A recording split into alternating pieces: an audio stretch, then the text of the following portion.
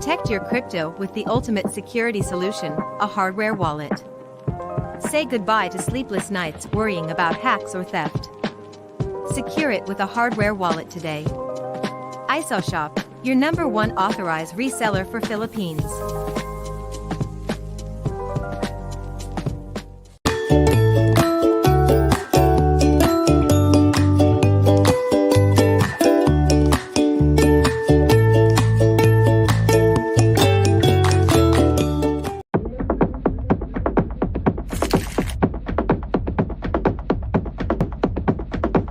Goddamn, baby.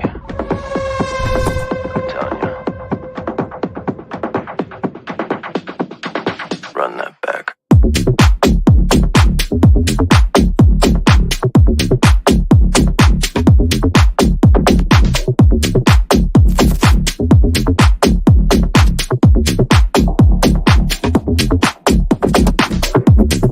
Move like this.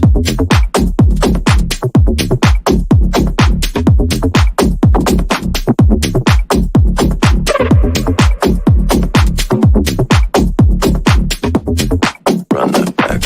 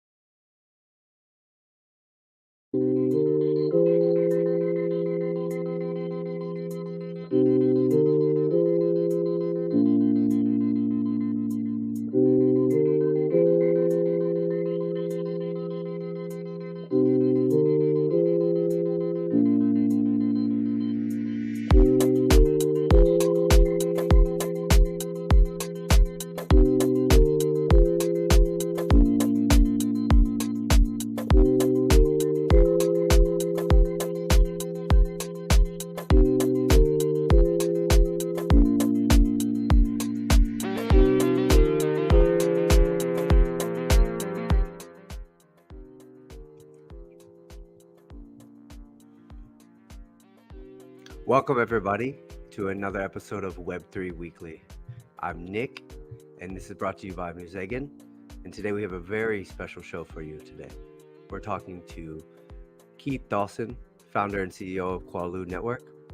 And we're here to find out how Qualoo is using Web3 to solve real-world problems and make the internet better for everybody.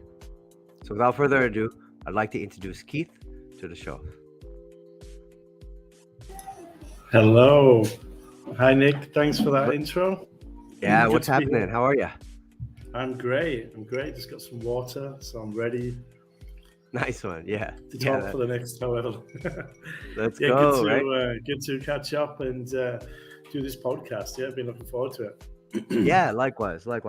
Now, Keith, I've been following you guys for quite a long time.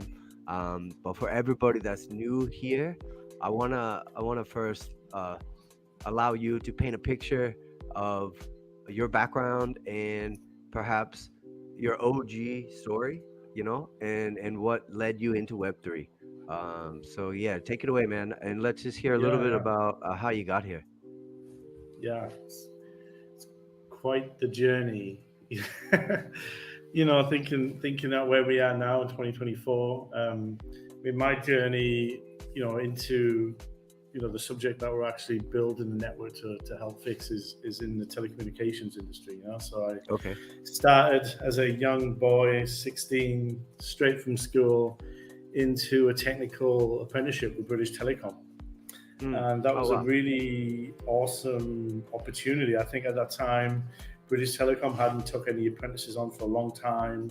And I think they only took about 38 on in the whole of England, Scotland, Wales. And the way they kind of approached the apprenticeship is to go around different areas of telecommunications. You learn about how the industry works, and that was a really amazing time, to come straight from school. And my father had also worked for British Telecom his entire career as well. So I already had a bit of telecoms in the blood and family and stuff.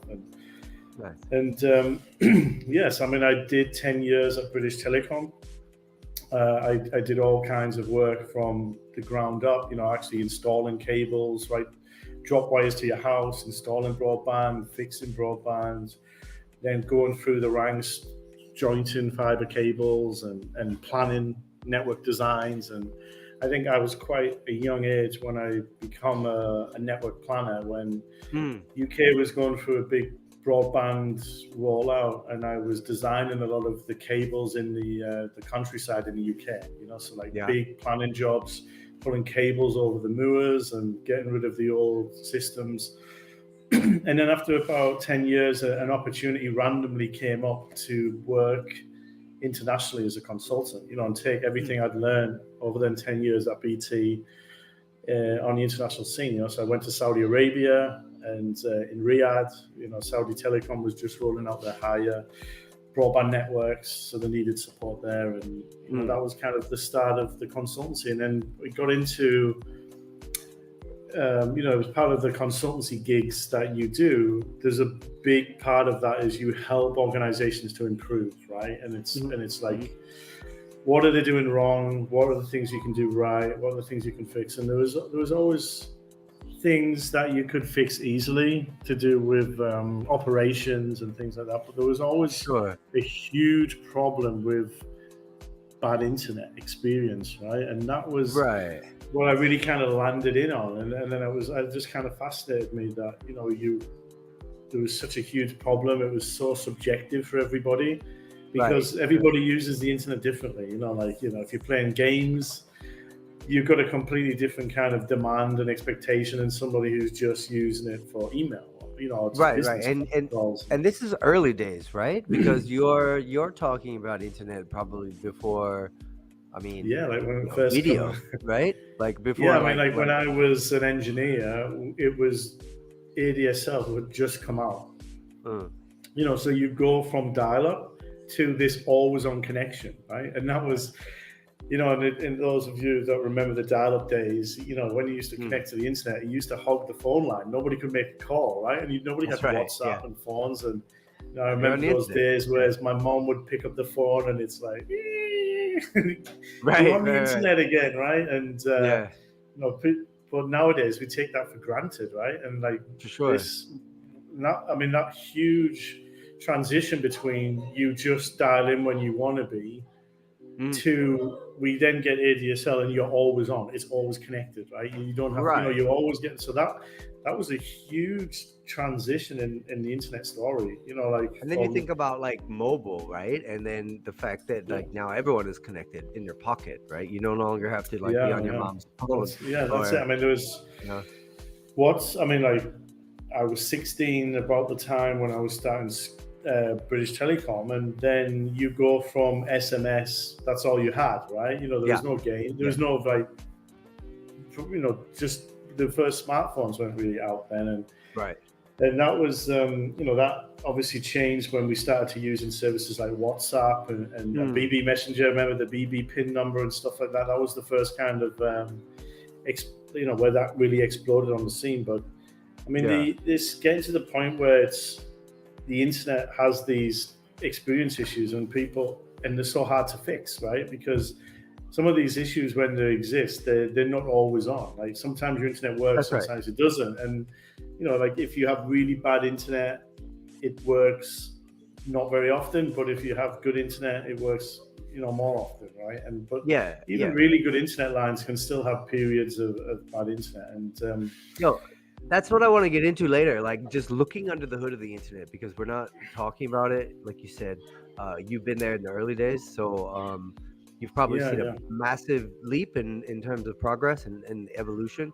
But I'm also curious because it sounds to me like you're one of the few Web3 projects that has been working on a problem that even predates Web3, predates Bitcoin, predates blockchain, right? Yeah, It's yeah. it's like And it is that's like none of that's those the things would thing. exist without the internet, right? Like, yeah, Yeah, and I mean that was during those consultancy days when you slowly start to get a realization of like, hang on, something's amiss, right? You know, because I mean, it's one thing when you're working with British Telecom, which is seen as one of the gold standards of the world, right? You know, right, and right, right. or it used to be, you know, it isn't now. But and then when you start to go internationally, and then you go from country to country, you do audit to audit, and then you paint a pattern appears in your mind. You think like, everybody's got issues. Everybody's got the basics wrong, and that leads to huge issues with the end users. And everyone is really bad at dealing with these issues, right? And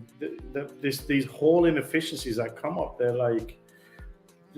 not just minor issues. They cost hundreds of millions of dollars for telcos. Right, So right. if you're a big telco, you could be wasting $100 million unnecessarily a year on this kind of stuff. Even small, tiny telecoms providers are wasting tens of millions a year on this kind of thing. And that's just direct cost with telcos. And it seems like two things. Yeah, it seems like for two reasons, right? One, they're not talking to one another. They're not learning from each other's mistakes, and they're not adapting. It seems like they have a model, they have a traditional mold, and also maybe even three, like we're not really questioning our internet. I mean, I remember talking to you before, and you mentioned how like the misconceptions around the fact that even when we think we're paying for, let's say, I don't know, Verizon Wireless or AT&T or Vodafone, you think you're paying for internet, but you're actually not, right? Like go deep into that a little bit and tell us a little bit about how that affects everybody, and we may not even realize it. Yeah, it's amazing how bad a service people put up with, you know, and when you get down to the issues behind it, these are some of the kind of systemic issues that I talk about. Is like, we rely on telecoms providers to give us internet. We use them to access the internet, but none of these telcos actually provide internet, right? You know, the internet is just this concept that we attach to this network of interconnected networks. You know, that when we call it the internet, it's more like our experience of, you know, enjoying this global connectivity and accessing services, and that's the internet, right? Right. But telecoms providers don't sell internet. They sell you a pipe to your house, to their network, right? So, and then when you look at all of the kind of, you know, the way they measure it, the way they send technicians and stuff, and where they only look at the pipe to your house, right? And that's where it all falls down, because if that pipe is working fine, you can still have unbelievably poor access to the internet. And then who do you call, right? So if you call your provider and they say, right, we've been to your house, everything's perfect, we've done a speed test, you've got a gigabit internet, it's perfect. You're fine. You're fine, but then you're like, well, I can't have my work calls, I'm trying to play games online and stuff, no, I can't stream it. That isn't, who do you call? And that's the problem. Right. There's no one you can call. You can just complain. Now you call Qualoo, right? I mean, exactly. And that was kind of why the whole basis of what we're doing now. And I mean, just to set the scene of how we got to the thing where we're at now is, when we were working with these telecom providers, it was really, really difficult to visualize or even quantify or make something tangible of something that is intangible. Like somebody saying my internet sucks. What does that even mean, right? Because it's very subjective, right? It's, you know, one person could say it's great and the other person could say it's terrible. It depends on that stuff. The thing that we started to experiment with was running devices in people's homes or on apps that would actually send data across the internet all over the world to reference points all over the world. And it would do this regularly, like say every 10, 15 minutes. And then when you do this from different points on the network, different customers' houses, different locations, different cities, you're essentially mapping that country, or you're mapping that telecom provider, And when you map it with this data, you can see all of the issues, all of the problems, whether that problem Right.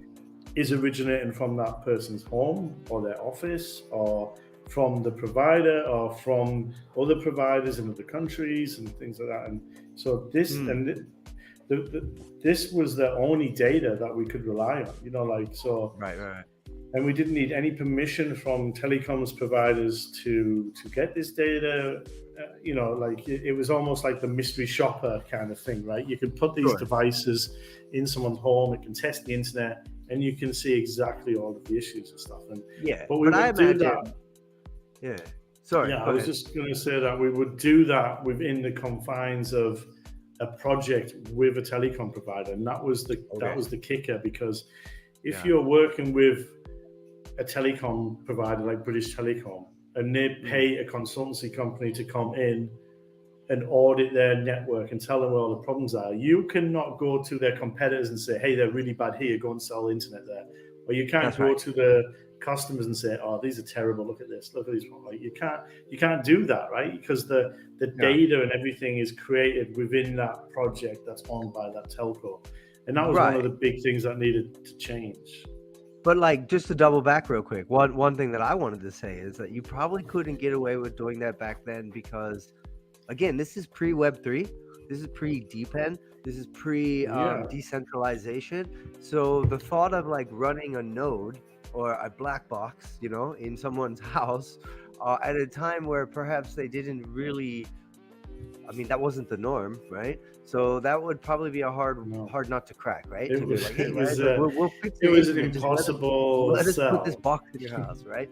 But then you see, and it's funny because timing and technology and community catches up with you.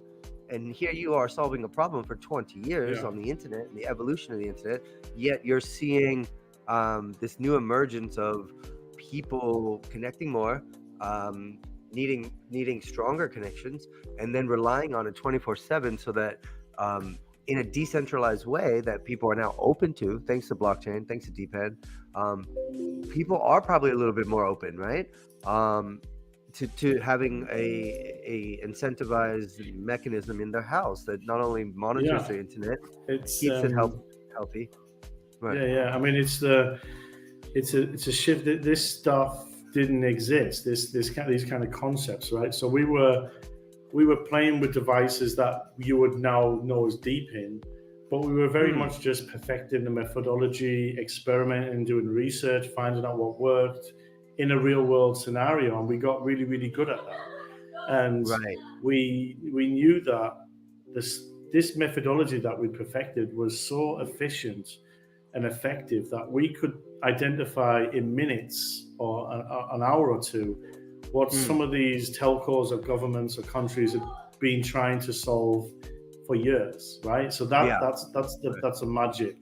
But then it was a huge problem to actually make it scalable. We knew that, okay, we can't just put these boxes out in people's homes during the 3-month audit, because as soon as the audit's finished, we move away, all of the problems can come back again, because there's constantly things changing, stuff's changed, like the weather, there's new vendors, new equipment. So it needs to be always on, kind of like that DSL when we got that, the internet's always on.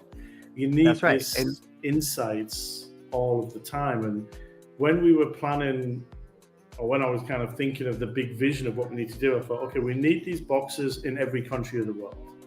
We need these boxes to be managed by people themselves, right? Because we can't go all around the world, we can't fund it. So people need to buy their own box, they need to plug it in to build a network, and then we need to incentivize them, so we need to pay them. And that was the idea. And I thought, like, the value we could get from that would be so huge that we could charge a lot of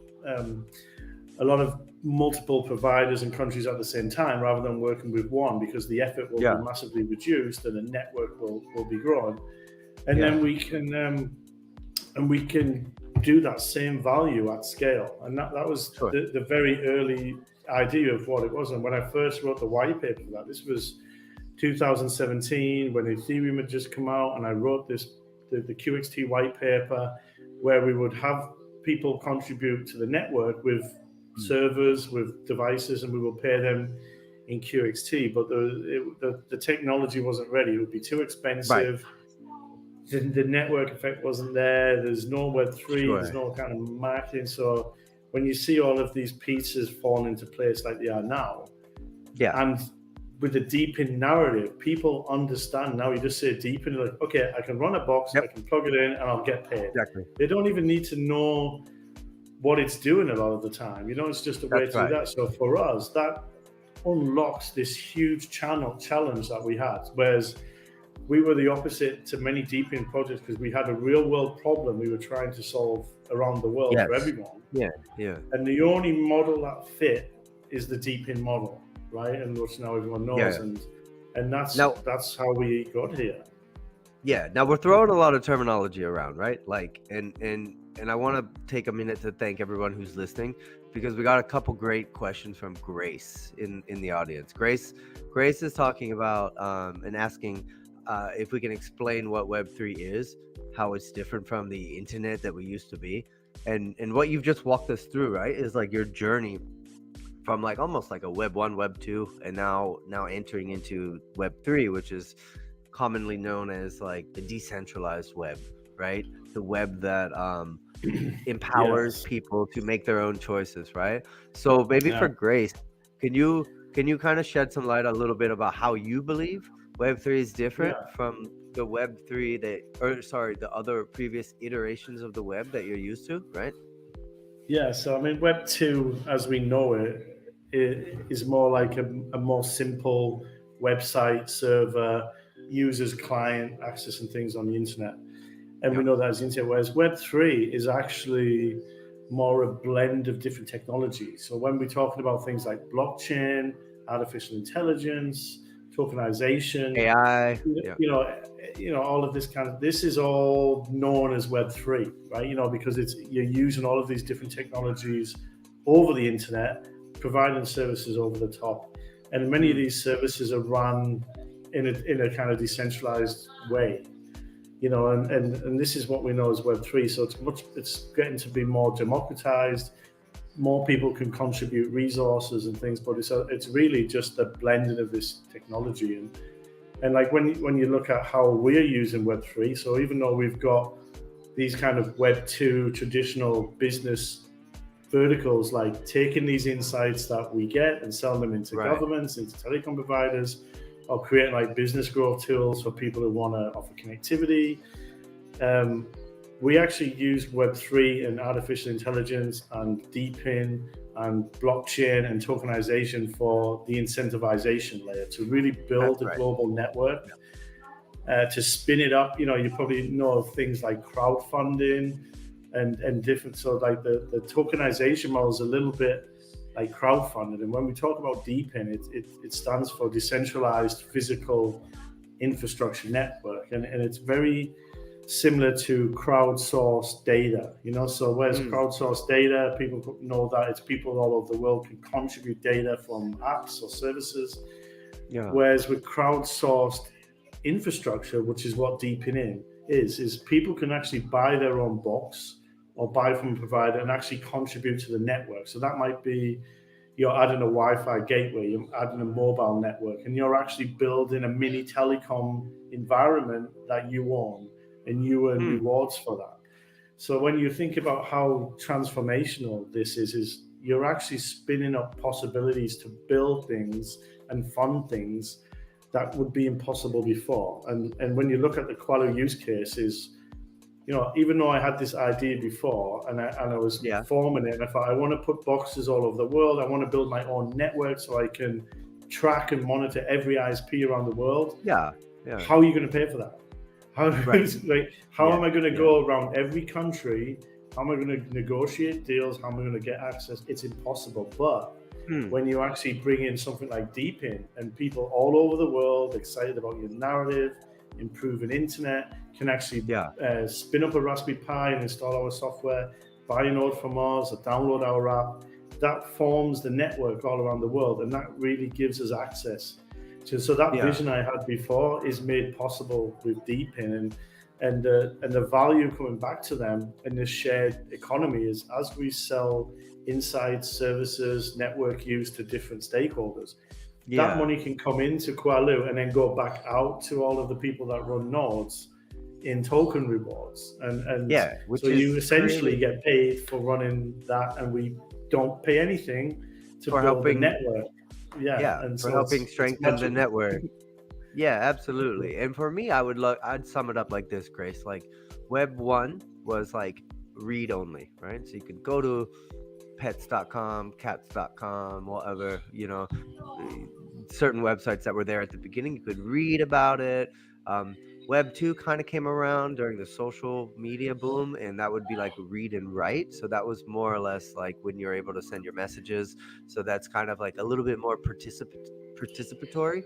And then, the Web 3 that Keith is talking about is like full on ownership. So it would be like read, write, and own, or read, write, and earn, like he mentioned. And that just involves a whole nother active layer that we didn't have access to when we were first consuming only, right? We were consuming the internet. Then Web 2 came around, we started creating a little bit of the internet. That's where your instant messengers came from. That's where your texts came from. And that's where your MySpace might have popped up, right? Now we're in another phase, or we're entering another phase where beyond writing something, you're owning something, right?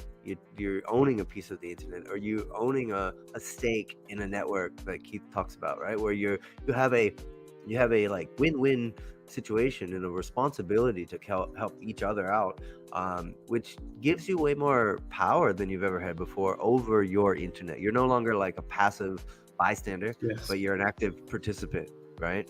So I think that's a great question. And that is, I mean, there's a big kind of physiological argument to this, right? When you think about it, it's like we're trying to help the whole planet and the people of the world to get access to a level of internet that is usable to do live streams, education, gaming, so everybody gets the opportunities. And on the other side of that, a lot of the people we entrust to deliver internet, like telecom providers and things like that, a lot of them are for-profit entities.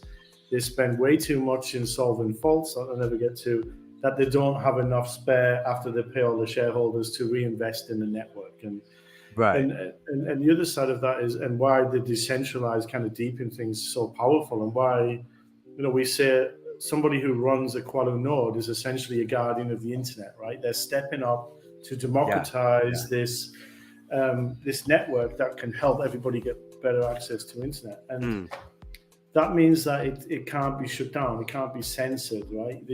Right. Your own home or your phone is where the node runs. No telco or anybody can stop you setting that up. And the insights that come from that for your location really helps to map the internet, identify issues, and and a big part of what we're building is going to be a free global map of the entire internet. That's right. Everybody can see, and I want to get into that. Yeah. I want to get into the app itself. I'm sorry to cut you off. I wanted to get into the app itself. We're also being told we got to take a quick commercial break, right? We're going to come back with a lot of other questions. We have Gerard in the chat asking great questions. We got a couple university students as well talking about how to start out in Web3. I want to dive deeper into what you just touched on, the app itself, and how everyone else can get involved. But we got to take a quick break. We'll be right back with Keith from Qualoo.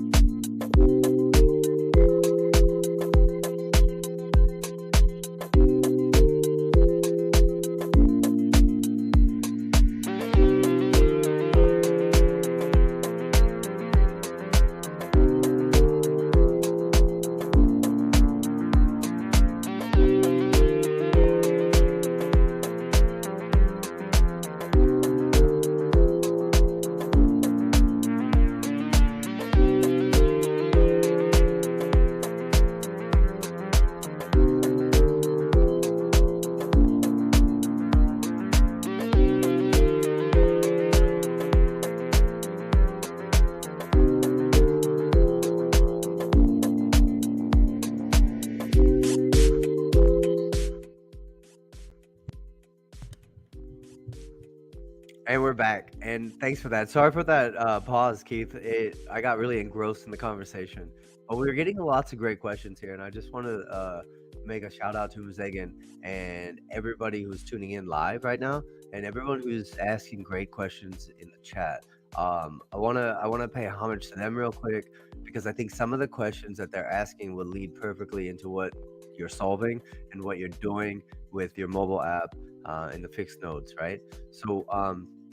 So the first question that we had here from Joyce, she loved your response before. She said, Keith, how can Web3 empower creators, developers, and entrepreneurs? And I'll jump the shark on this one real quick, because without the internet, right, there is no GoWabi, there is no Lazada, there is no Shopee, there is no Grab, there is no Line, there is no podcast, there's no transfer of information, right? So I mean, from the bare basic noob point of view, I would say that like we all know that businesses online are thriving.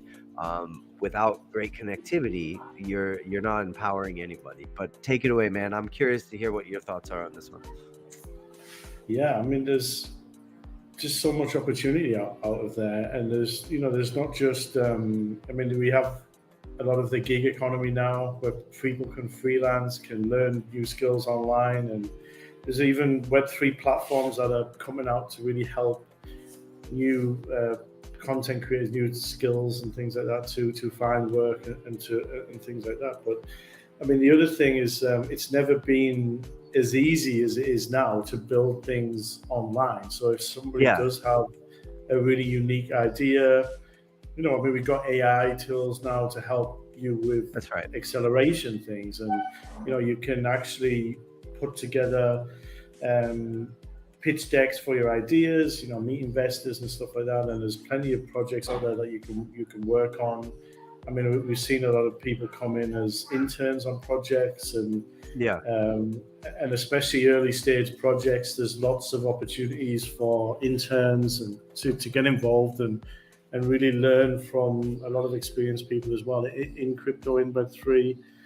But yeah, I mean, there's so much different avenues to work in Web3 to actually create your own things. And like when I look at like a lot of the barriers that were there before have been removed, right? I mean, traditional finance 100%. Builds barriers up so people can't really work. But like now, anybody can build an app, anybody can come up with ideas and go out there. And the other good thing that I would recommend is going to these networking events as well, and to meet other people in Web3. Lots of ideas, lots of you can meet people to help you with projects, to get jobs, or to even help you with your ideas and stuff like that. And it's amazing, really. I mean, that's where we met the first time in a Web3 event in Bangkok, and that's right. One and of the things, that vibe that we felt when we first started talking about was awesome, and we've been friends and worked together since and stuff. And that's the power of an idea and the power of networks, right? And and just to double back to the use case again, we have Alan here asking a question, tuning in now, curious about Qualoo. And like we've had many chats about this, Keith. I've heard you describe it to me in many ways, right?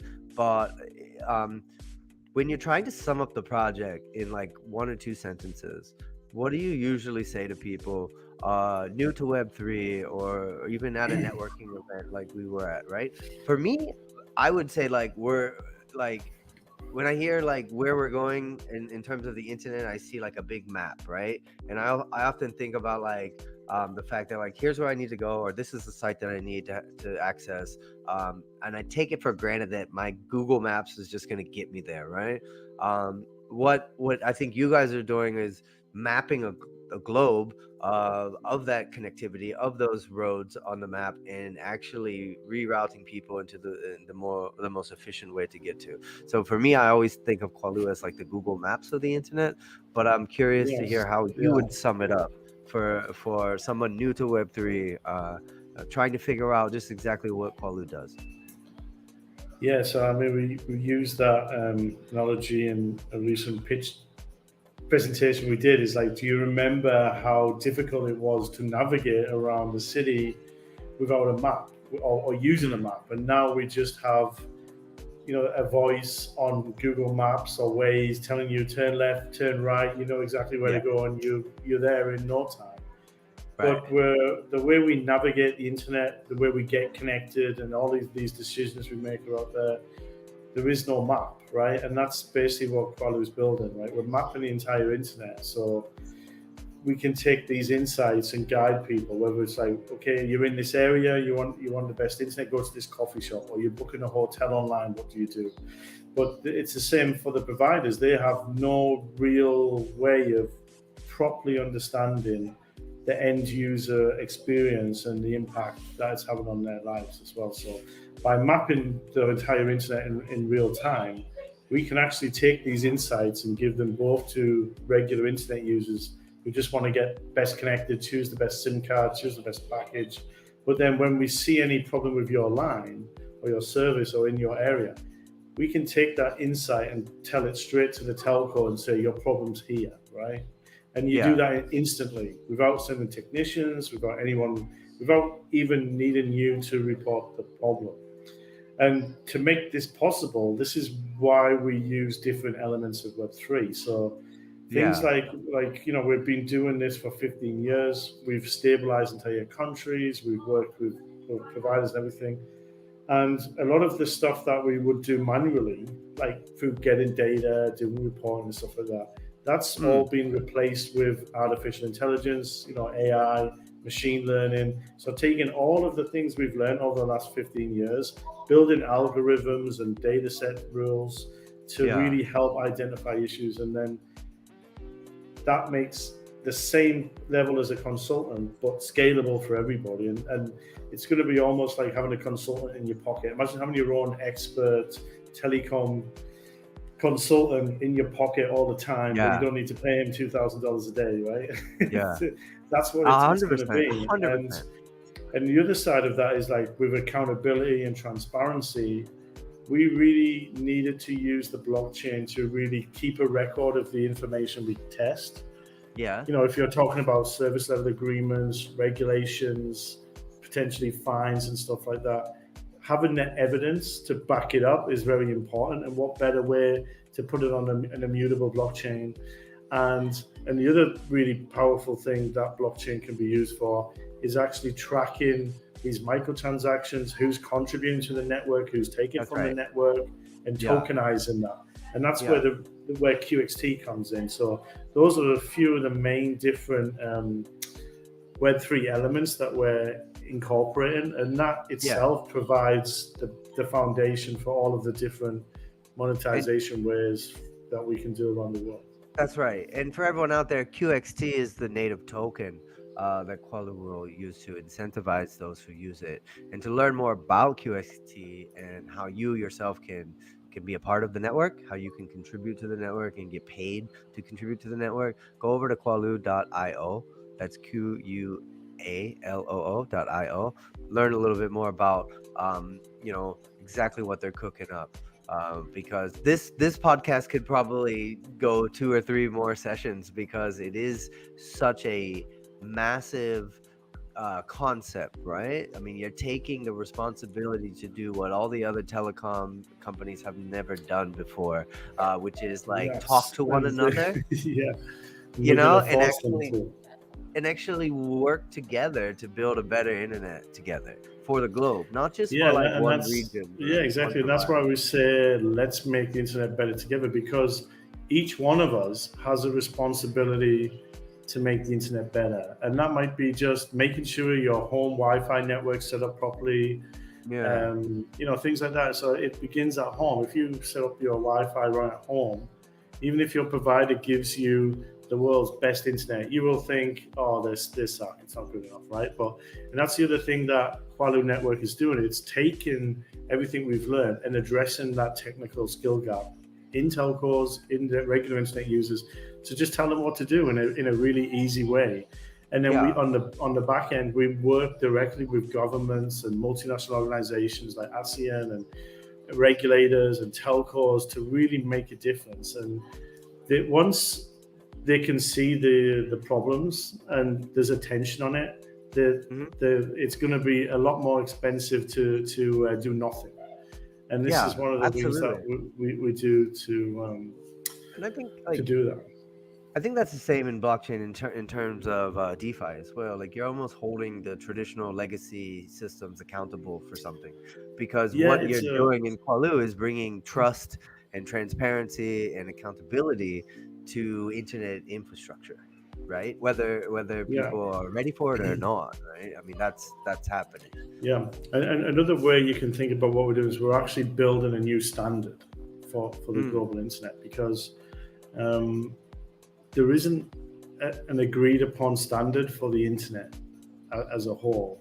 And what we're building by building this network, that every node on a network is tested the same way. We've got hundreds of reference points all around the world. We're testing how the internet providers route traffic, how well they are delivering it, how apps work and things like that. And we're holding everybody to the same high standard. Nice. And so one of the reasons why there's no agreed upon standard currently is because the telcos, like we mentioned earlier, they just sell a pipe to your house, and the regulators of your country just police and regulate them selling the pipe to their house, and they've got to work within their own borders. So it's very hard for them to do anything outside. And this is what we're doing by building this network, is we're stepping up to look after the whole entire internet. We're going to hold everybody to the highest standard. But in doing so, we're also removing huge burdens from telcos. They don't have to deploy their own networks. They don't have to analyze it.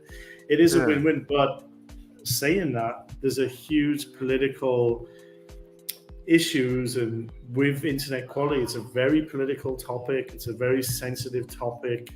And especially when people in telecoms companies, they don't know what's expected of them. They don't, because there's no standards, there's no rules, there's no holding them to that standard, so that it all falls down. So I've worked at places like that before. Don't worry. Like I know. So it's a huge educational piece that we're doing for the world. Yeah. And at the end of the day, it's for public good while we're building this. Yeah. But also there's huge opportunities for everybody to come along for the ride, whether it's running nodes, there's going to be employment opportunities, there's going to be ambassador opportunities for you to work within your communities and with your governments to help improve the internet and use Qualoo network as a guide as well. Yeah, no, I mean, listen, like we have loads of people in the chat right now. A lot of them are new to Web3, and a lot of them are university students. So, I mean, shout out to Emon de la Pina, who he been watching since the first episode, and super happy that we're doing these kind of things. We're simplifying big high-level concepts. We're doing it to educate people, and then we're transferring that knowledge and that power over to the user, which is exactly what Qualoo is doing again. So I mean, for everyone out there, for Emon, who mentioned being a group of university students, all the way to Gerard's comment that I mentioned earlier before the break. What advice would you give these young professionals waiting and wanting to get into Web3? I think the key here is what you talked about, right? You're giving them transparency, you're giving them all the information. So as much as I want to say, like, it's been a pleasure to talk about these kind of things, I think we're at a stage now in Web3, and to answer Gerard's question about what advice would you give young people, I think you actually have to get involved now. This is not something that you can sit back and idly wait, for your service provider or even your country, or your bank or whatever to kind of fix it for you. What Web3 does is it liberates you from some of those walls that Keith mentioned, those borders that prevent you from having a say in the things that you are buying, the things that you're interacting with, the things that you're using every day, just like the internet, right? So for me, what advice I'd like to give to young people is, like, get involved, learn as much as you could learn, understand what it means to just sign up for an app on your phone that allows you to track the internet and give back and build a stronger internet, get paid for it. No different than what you would if you were doing something on TripAdvisor and you're rating a hotel or you're rating a place here in Bangkok. And I think that's it's the never easy part. been easier. And I mean, and also, I mean, if you find projects you like, you can support them by following their socials. You can help to run apps, run devices, and buy tokens. You can go to events. All of this kind of thing. And it has just it's a bit like a breakaway civilization. You don't need anyone's permission. That's right. Everyone's building this tech, and it's open Yeah. and it's decentralized, and there's new ways to get funding. There's new ways for everyone to participate, and a big part of Web3, particularly, is the community. And people. I mean, rewarding people who contribute to the community through ambassador programs, and maybe even bringing them into the team to work. Like that's very common in Web3 because the community keeps the vision alive for everybody, and it helps spread that across the world as well. And it is an important part of every project, how it's marketed and how the community believes in it and believes in the vision as well. And it's a perfect kind of marriage of tech and marketing and community. And just going out and do it. And there's, these events, go to your nearest Web3 meetups, go to hackathons, go to conferences when they come to your city. Everyone's really friendly. People are open to like working, community, sharing ideas, and and that's a great way to get involved. Shout out to everybody watching still, especially Anita from Vietnam. Hello. We have one more question that I want to get to because I think it ties into what you mentioned before. And I think it's also a little bit of a humble brag that you could bring up. Gina, sorry if I butchered that name. She asked, what's your thoughts on how government regulations will affect the future of Web3? And it's actually a very loaded question, Keith, because for you, you're kind of that bridge between Web 2 and Web 3 because you're telecom and you're working with governments, right? You've done great things with Brunei and other countries in the ASEAN region. But what are your thoughts about your project and how government regulations will affect the future of Web 3? Yeah, I mean, it's a great question, and it's one that when you look at Bitcoin in the origin, governments and everyone tried to stop it, but what happened? They couldn't. So in some ways, it's like they can't stop it, but how long is it going to take them to come on board with it, right? And the way we look at it is like governments, especially in telecom regulations and stuff like that, they usually don't have much technical experience. They usually don't have huge budgets. A lot of them, they usually just rely on internet providers to self-report and things like that. So and they don't really understand what's required on the internet level, like that. So it all comes down to education. Working side by side with governments is important as well. Working through groups like ASEAN and things like that. Sometimes they can be slow, very inefficient because of all of these things.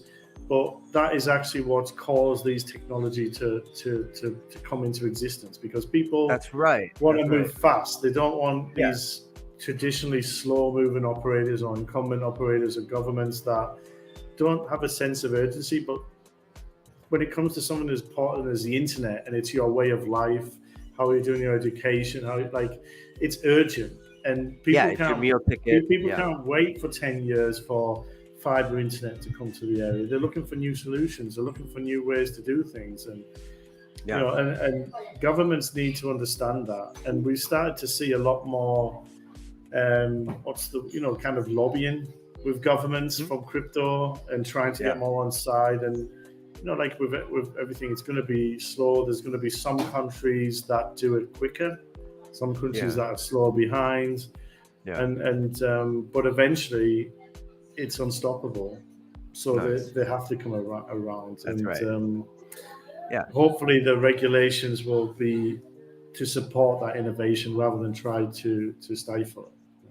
Well, I think that's one thing that you're going to do is you're going to set a precedent, right? Because going back to the mobile Yes. app, if you're using the mobile app and it's benefiting everybody, because that's what really this is about. It's not just benefiting the user, it's benefiting everybody else, because they're being held accountable. So therefore, like, a rising tide lifts all ships or all boats, right? That being said, I see this happening in a way where, like, when a cluster of our community members start using the app and they start talking about, hey, this, it actually, I'm being told I only get this many megabytes or this many gigs, but it's actually this, and I can show you the data. And when you take that power and you put it back in the hands of the people and you allow them to make their own choices, very quickly those big ships, those big regulators, those big ships that are slow to turn, they will pivot, because the pressure and the bottom line will come into play. Because essentially what we're trying to do is just open up that information to everybody so that they can select the best. Traditionally there's a huge block to get this level of insights. You're talking about trying to go to a government and ask for huge budgets to lots of consultants drive, like, it's a long process. It takes years, and you're replacing that with, hey, we've already got a network, we've already got the insights. This is how you're going to use it. This is how it's going to benefit the people.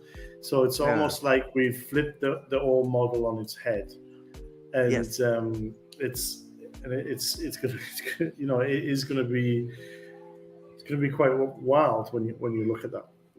Absolutely. Speaking of wild, we saw some commercials a bit ago about DevCon, all the side events coming up around here. We know that Thailand's going to be wild in the next month with what is it, 400 side events that are going to be here. Yeah, we know that Muzegan lots of projects. And so many things happening over the month of November, right? Vitalik is up in Chiang Mai right now with a thing going on up north. I'm here in Bangkok. You're in Brunei. I know you and the team are coming back to Bangkok soon.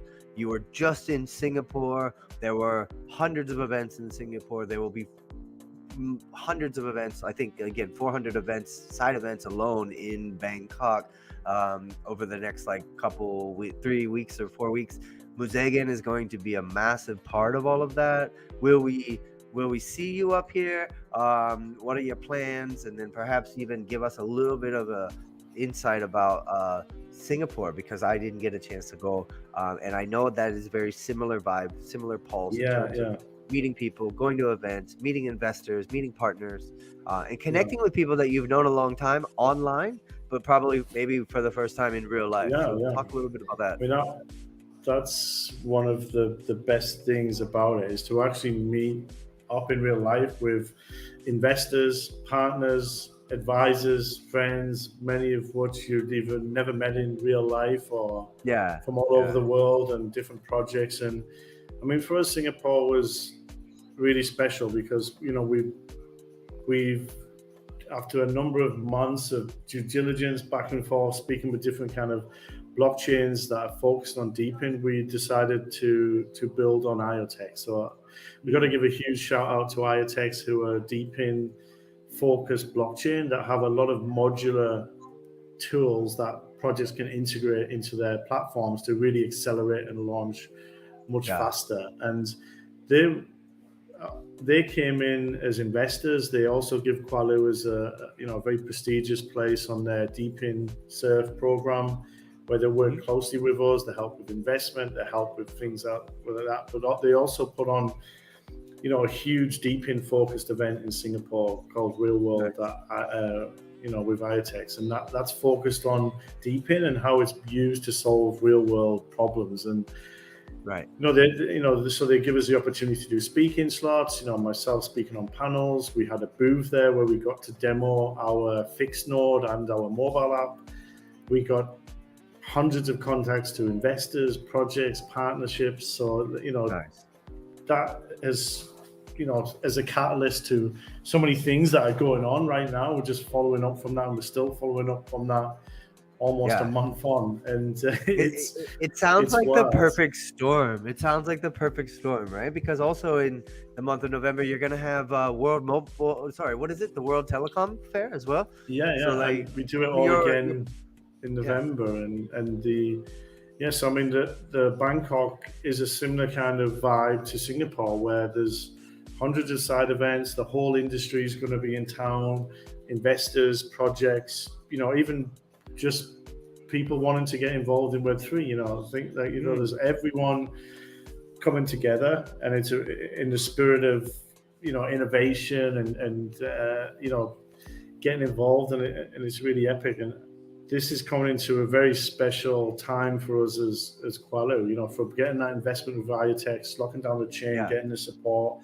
We're just about to do a huge event with IoTex, which is the Get Goated deeping campaign with OKX and Gate. That's going to really bring in a lot of 50 million reach that campaign's targeting that for OKX, and that's really the gearing up to when we're launching our mobile app. We're launching our token in the new year, and that is something everybody else should look out for, because you can take part in that campaign, you can get rewards, and Qualoo is also given a huge airdrop of QXT. I won't say how much yet, so you need to stay tuned over the coming weeks, as and this is about to start imminently. So do follow the Qualoo and IoTex socials and stuff, and then you mentioned the token, the telecom world Asia, which is the premium telecommunications conference, where all internet providers, regulators, vendors, and equipment providers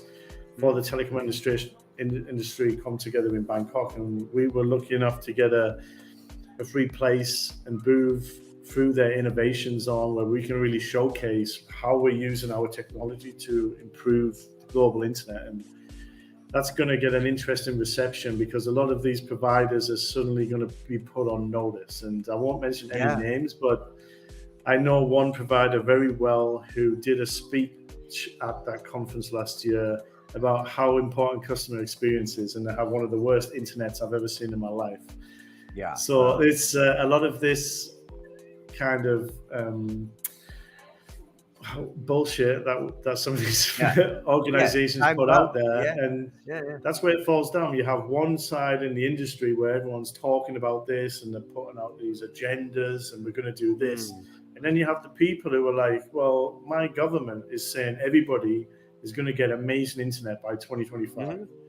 And if their internet is really bad and they don't see any change, they don't believe it, right? And that's right. We're coming to change all this, right? And that brings us back to the champion of the people. That brings us back to the libertarian values of Web3. You're guarding the internet. You're using technology to make life better for the people. And in a lot of instances, that's removing the middleman, who might be a big tech organization or a bank, and actually making it more democratized and power to the people.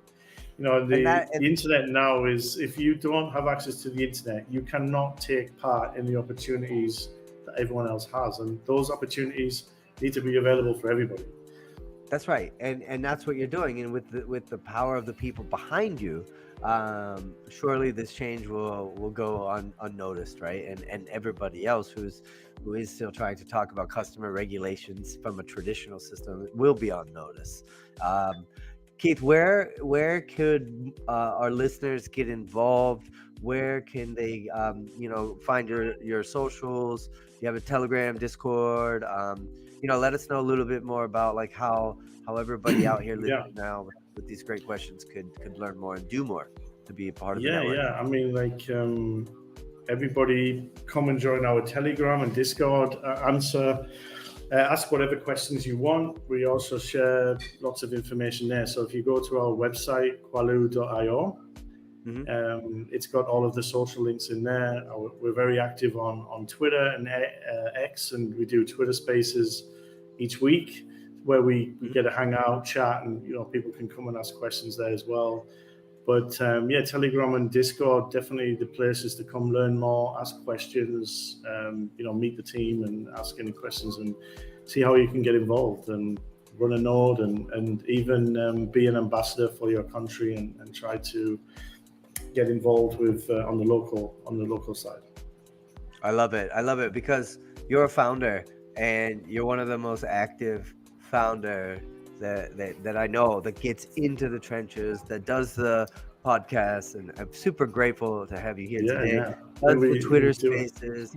You know, you've often shown up in Discords and had great chats in the Discord. You're very responsive to the community whenever there's anybody new to Web3, and I think that's what's amazing, is that the fact that, like, not only do you bring this like wealth of experience that has kind of made its way from Web 2 to Web 3, but you're also very good at explaining these kind of things. You're very good at providing the education side of Web 3, and also making sure everybody understands what matters, right? We never look under the hood of the internet. We never talk about like that, right? And now we finally like, oh yeah, we should probably have somebody out there who's looking after it for us, right? And I think that's the beauty and that education. It's not just for new people coming, new junior people wanting to figure out how to get into Web3. This education that we're doing, and a lot of the questions as well comes from very experienced people in the telecoms industry, in governments. So we're actually trying to help everyone to understand why we're doing it this way, because crypto has had a lot of bad rep in the past. There's some people who aren't involved in crypto day to day and see the innovation and the real projects. They can naturally just say everything's a scam. But we're really confident that this is the best application of Web3 to solve a real world problem that affects everyone. And we're trying to convince everyone and explain why we're doing it. And, we've tried to do this lots of different ways and explored different ways of doing it before we landed on the Web3 deep-in model. This is really the perfect model to solve those big problems, the scalability, to give us access on a global scale, to let everybody contribute, to get that network effect. Deep-in is the only model that works. And then we already have our secret recipe that we've perfected over 15 years of how to really use that network of nodes to get to the value. So it saves telcos millions of dollars, and it makes you have an easier life and better internet. And and it is a paradigm shift of what we're doing, and we're very we're very conscious that we did this because we felt we had to do it. We were uniquely positioned with our experience, our love of tech, Web3 to do it.